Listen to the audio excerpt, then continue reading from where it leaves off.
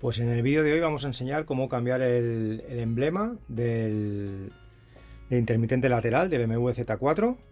Como veis, este tiene aquí una pequeña deformación. Con el tiempo es el emblema antiguo y se deforman bastante fácilmente, se desgastan. Entonces vamos a proceder al cambio. Vamos a necesitar el intermitente, un emblema nuevo y luego el kit de extracción de este emblema, porque viene enganchado por su parte exterior. Entonces lo que vamos a hacer es, con el kit de extracción, vamos a introducirlo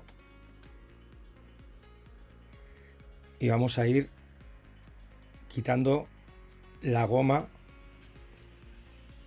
el pegamento que tiene enganchado, que claro, lleva mucho tiempo enganchado.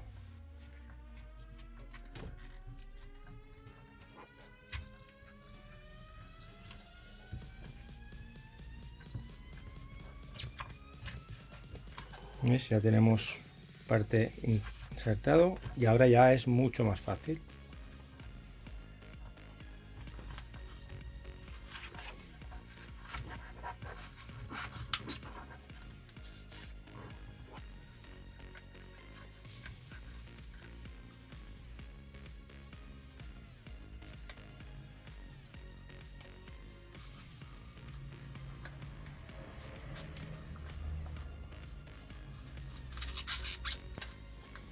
¿Veis? Ahora la tenemos fuera. Si vemos que nos cuesta mucho, también tendríamos para poder hacer la palanca. Pero como veis, ya tenemos el emblema fuera. Quitaríamos los restos de cola o de pegamento que lleva el intermitente lateral.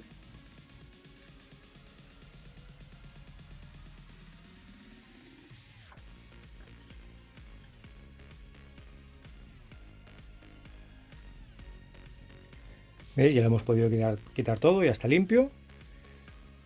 Entonces ahora ya solo nos quedaría abrir el nuevo emblema,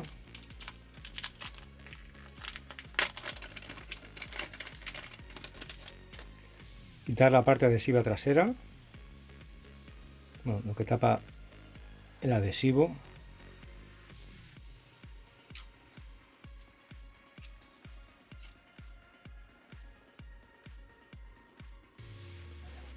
y ahora solo toca encajar los dos píos con los dos que vienen.